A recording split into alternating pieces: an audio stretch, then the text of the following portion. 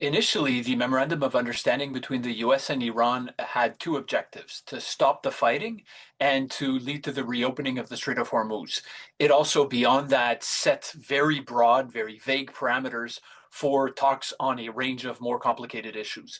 The challenge, however, is that because of the vagueness of the terms of the MOU, it was largely inevitable that there would be disagreements between the two sides, that there would be disagreements on the interpretation of the vague terms, and that what was meant to be a ceasefire would in fact not lead to a cessation of the violence. That was predictable, and that is pretty much exactly what we've seen since then.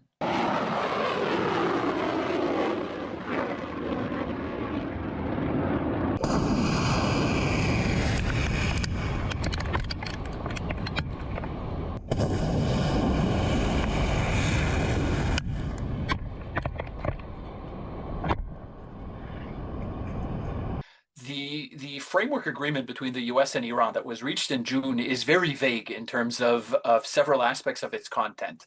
First of all, it procrastinates by punting down the road for future talks on all of the major issues. And this is not just symbolic, because it meant that the very deep disagreements between the two sides were not resolved by the agreement itself.